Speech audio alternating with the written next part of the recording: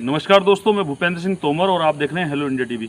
हम बात करने वाले हैं आज पछवा दून में भू माफियाओं की। जी हां, एक ऐसा ही मामला हमारे सामने आया है जस्सोवाला में, जहां कई सौ बीघे ज़मीन, जी हां, कई सौ बीघे ज़मीन भारी व्यक्तियों द्वारा लोकल लोगों को बेचने के नाम पर करोड़ों रुपए का घोटाला। मेरे हाथ में एक कागज़ देख रहे होंगे आप लोगों में। जी हाँ, इसमें समीर खान, जो कि एक कंपनी का डायरेक्टर है, समीर खान घाटी डेवलपर प्राइवेट लिमिटेड, 144 कांवली ग्राम नियर नाथ पैलेस, बल्लीवाला चौक, देहरादून का ये व्यक्ति बताया जा रहा है। जी हाँ, ये आखिर क्या कारण है जो बाहर से आकर लोकल लोगों को बेवकूफ़ बनाने का काम करते हैं ये भूमाफिया।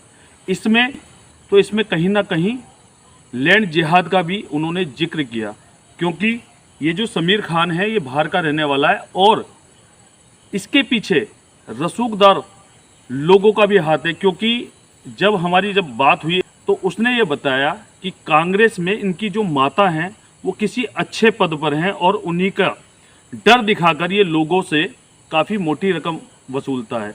जी हाँ, जिस कंपनी की हम बात कर रहे हैं, घाटी डेवलपर्स की प्राइवेट लिमिटेड, ये इस कंपनी के माध्यम से लोगों की ज़मीनों को हथियाता है और जो लोग लोकल होते हैं उनको बीच में बिचौलिया बनाकर लोगों से इस ज़मीन को बिकवाने का काम करता है। लेकिन रजिस्ट्री के नाम पर ये किसी की भी रजिस्ट्री नहीं करता है।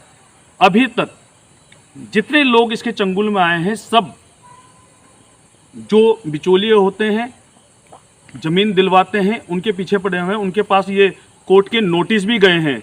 जी हाँ, मैं आपको बता दूं, जिसमें श्री अरुण कुमार पुंडीर, जो एक बीच के जो माध्यम बनाए गए हैं, जो एक एजेंट बनाए गए हैं ज़मीन बिकवाने के, इनके माध्यम से कई लोगों को कई सौ बीघा ज़मीन प्लॉट बिकवाए हैं और लीगल तरीके से पैसा भी दिया गया है इनके अकाउंट में। जो घाटी डेवलपर्स हैं, इनकी इस कंपनी के अकाउंट में बैंक के माध्यम से भी पैसा गया और कुछ पैसा कैश भी दिया गया है। लेकिन अब जब रजिस्ट्री की बात आती है तो ये जो समीर खान नाम का व्यक्ति है, जो देहरादून में रहता है कामली रोड पर, ये मुकर जाता है और अरुण पुंडीर को ये नोटिस भिजवाता है कोर्ट के माध्यम से।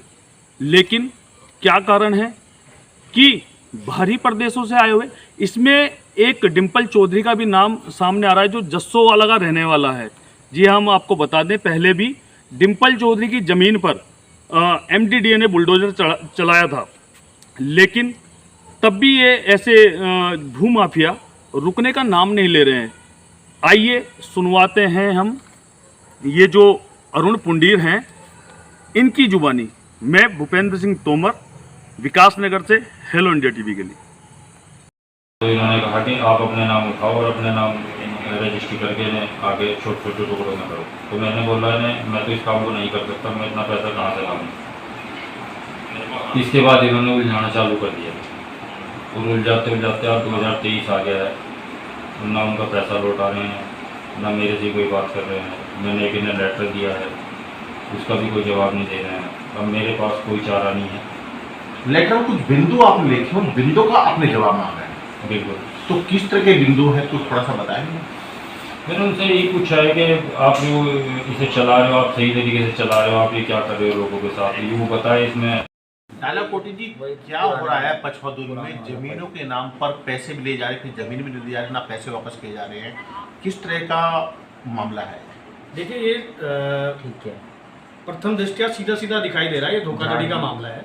हो ये रहा है कि पछवा दून को बहुत लंबे समय से एक इस्लामिक जिहाद, अगर आप देखेंगे तो यहाँ पे एक इस्लामिक जिहाद के तरीके से चीज़ें एक्टिवेट की जा रही हैं, जो कि पीछे सरकार ने भी संज्ञान में लिया था। वो बड़ा स्पष्ट है। पछवा दून के वो बॉर्डर एरिया होने के कारण यहाँ पे खनन का व्यापार बहुत बड़ा है, खनन माफिया यहाँ इन्वॉल्व है। उसके लिए यहाँ पर ये धीरे धीरे हब बनाने की तैयारी है। उसकी एक ये कड़ी है, रजिस्टर्ड एग्रीमेंट दिखाकर जो बाहर के लोग आ रहे हैं उनको उठाकर ये दिखाया जाता है, देखो जी ये जमीन हमारी है, आप इस पर काम कर लो। काम करने के बाद होता क्या है कि क्योंकि जब व्यक्ति ये पैसा उठवाएंगे इनसे, मान लो मैंने इनको पैसा दिया तो मैं जवाब भी इनसे मांगूंगा। व्यक्ति फंस ये रहा है, पैसा वो ले रहा है। सबसे बड़ी बात है, हम ये कह रहे हैं कि जो इन्होंने 9 प्रश्न पूछे हैं, अगर वो कहते हैं कि कोई इन्हें नहीं जानते तो उन 9 प्रश्नों के जवाब दे दें। उन 9 प्रश्नों में सीधा सीधा है, इन्होंने पहली बात तो कैश में एंट्री ली। कैश में एंट्री ली तो कैसे ली, क्योंकि वो वैधानिक तरीका नहीं है काम करने का। ये कहीं ना कहीं सरकार को चूना लगाया जा रहा है। और अगर इतना बड़ा होने के बाद ये इतनी बड़ा एरिया है तो सरकार के प्रशासनिक अधिकारी भी चुप हैं। वो क्यों चुप हैं? और मैं तो ये कह रहा हूँ कि वहाँ पे जांच की जाए कि वहाँ पर वन विभाग की तो कोई भूमिका नहीं है। क्योंकि अगर आपको ध्यान होगा, हाईकोर्ट के संज्ञान पे एक ऑलरेडी मामला चल रहा है जिसमें 6000 से ज्यादा पेड़ काट दिए गए थे। तो इस तरह की घटना भी यहाँ पे हो सकती है। ये बिल्कुल इसमें संज्ञान में लिया जाना चाहिए कि ये हुआ क्या है। और दूसरी बात है कि जो ये बार बार हम कह रहे हैं ये इस्लामिक जिहाद है, सीधा सीधा लैंड जिहाद है।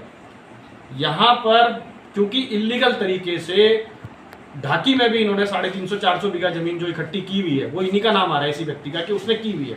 वो ये बताएं कि वो इतना बड़ा पैसा, अकूत संपत्ति ला कहाँ से रहे हैं जो वो यहाँ पे पैसा इतनी जमीन खरीद पा रहे हैं। क्योंकि जो इनकी बैकग्राउंड की जानकारी मिली है, इनका एक छोटा मोटा व्यापार हुआ करता था। तो अगर इतने बड़े व्यापारी ये बन रहे हैं तो शासन, हम तो शासन से क्लियर कट मांग करते हैं, प्रशासन से भी मांग करेंगे। क्योंकि इनका अरुण पुंडीर जी का पत्र जो है मुख्यमंत्री के पास गया हुआ है। हम मुख्यमंत्री महोदय से कहना चाहते हैं कि वो इसको जिहाद के एंगल से जरूर जांच कराएं, क्योंकि ये इस तरह की एक्टिविटी हमारे क्षेत्र में बार बार करी जा रही है। आपने लीगल एग्रीमेंट की बात की, क्या उसकी कॉपी आपके पास भी?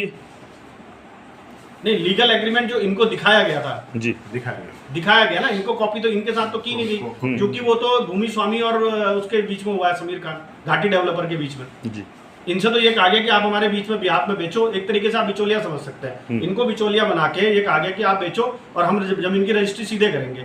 बहुत दबाव डालने के बाद मात्र 3 रजिस्ट्री की गई। तो बाकी लोग तो पैसा इनसे मांग रहे हैं। और ऐसे कई पीड़ित होंगे ऐसे हमारे क्षेत्र में।